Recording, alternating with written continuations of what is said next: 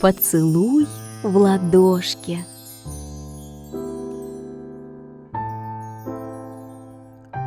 На опушке леса плакал маленький енот по имени Честер.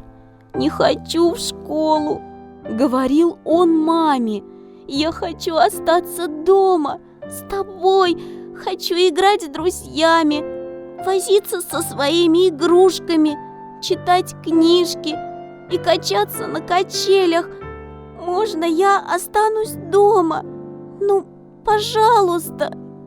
Мама-енот взяла Честера за лапку и пощекотала носом его ушко. «Иногда нам всем приходится делать то, чего делать не хочется», — сказала она ласково.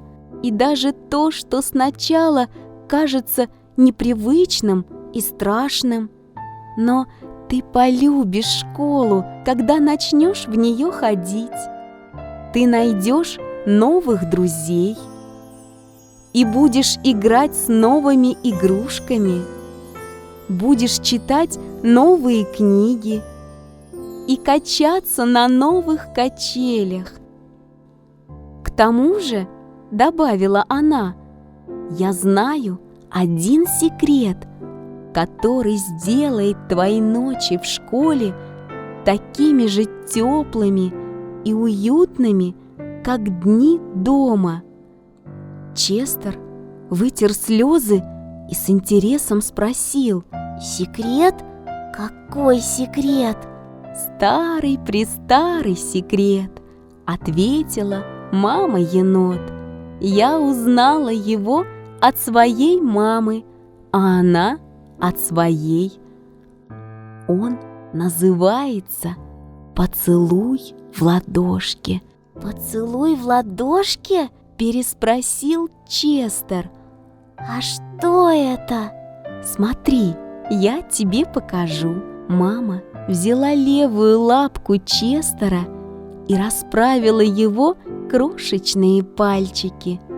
Наклонившись, она поцеловала сына прямо в середину ладошки.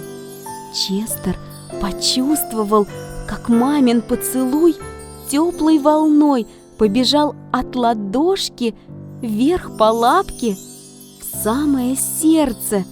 Он даже зажмурился от удовольствия.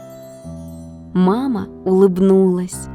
«Теперь, — сказала она, — когда тебе будет одиноко и захочется ласки, просто приложи ладошку к щеке и повтори про себя: «Мама меня любит! Мама меня любит!» Мой поцелуй прилетит к тебе и наполнит твое сердце нежным теплом». Мама сложила пальцы Честера в кулачок, заботливо прикрывая поцелуй. «Смотри, не потеряй его!» — улыбнулась она. «Но не волнуйся, когда ты будешь полоскать еду, поцелуй не смоется, я обещаю». Честер пришел в восторг. Теперь с маминым поцелуем в ладошке он знал, что ее любовь будет с ним везде, куда бы он ни пошел, и даже в школе. Ночью возле школы Честер повернулся к маме и широко улыбнулся. «Дай мне лапу», — попросил он. Потом он наклонился и поцеловал ее в середину ладони. «Теперь у тебя тоже есть поцелуй в ладошке. Я тебя люблю». Честер попрощался с мамой и вприпрыжку побежал к школе. Мама смотрела вслед маленькому еноту. Вот он скачет на всех 4 лапках к большому дереву, бежит по ветке, заходит в школу. А когда сова дала первый школьный звонок, мама приложила левую лапу к щеке и улыбнулась. Ей стало тепло от поцелуя в ладошки, а сердце запело: «Честер меня любит!